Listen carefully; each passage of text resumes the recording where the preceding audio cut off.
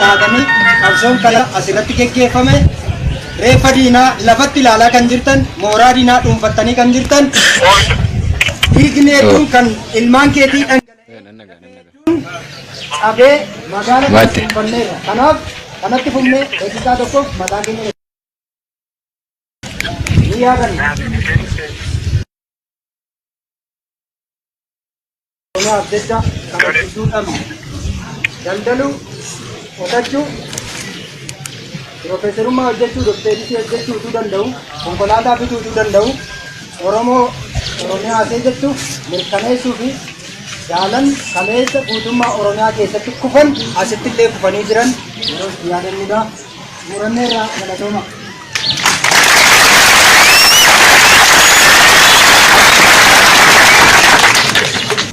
Waraanni bilisummaa Oromoo iddoowwan to'ate cufachiin marii naamusaa fi jaalala uummataatiin dabalame gaggeessaa jiraachuun himame.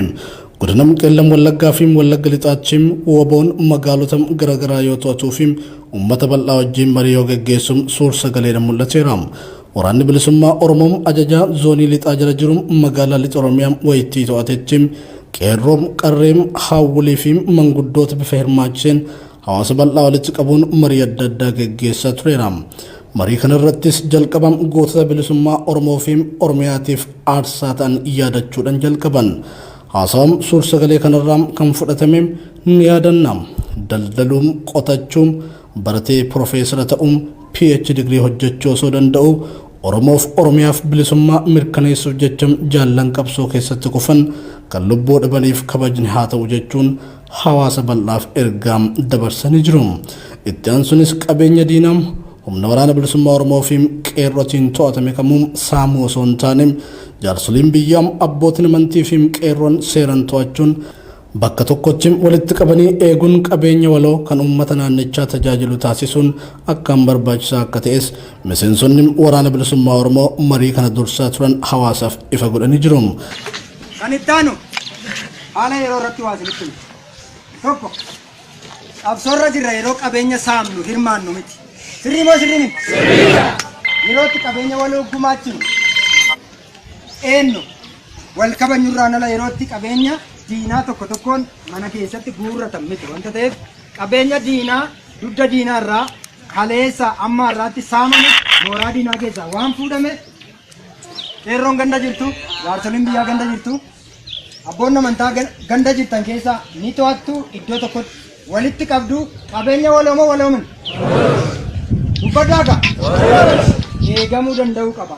Gandoonni jaan naannoo kana jirtan iddoo kanatti argamtanii qabeenya mootummaa gabroonfata dugda diinaa mooraa diinaa keessaa waraanni kaleessa injifannoo qeerroo bilisummaa Oromoo dabalatee isin ta'ee argamsiise hanga waraqata cittuu tokkotti fuutanii kan deemtan ganda fuutanii galtan keessatti to'attanii galii uummata waliigalaa ta'a kallattii isaa boodatti ilaannaa akkasitti quba qabaadha.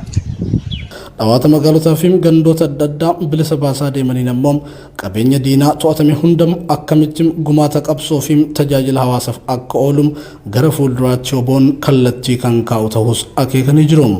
Inni biraa ammoo qabsoo bilisummaa Oromoo waraana bilisummaa Oromootiin geggeeffamaa jiru.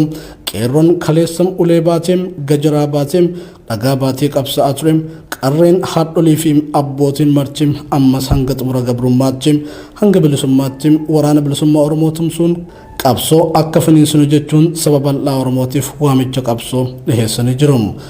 WBO'n godina Qeellam Wallaggaa fi godina Wallagga Lixaachi magaalota danuu to'achuun wal qabatee daandiiwwan lixa Oromiyaa gara godinoota kana lamaanii geessan mootummaa bilxiginnaatiin cufamuu maddeen Oromiyaa miidiyaa neetworkitti himaniiru.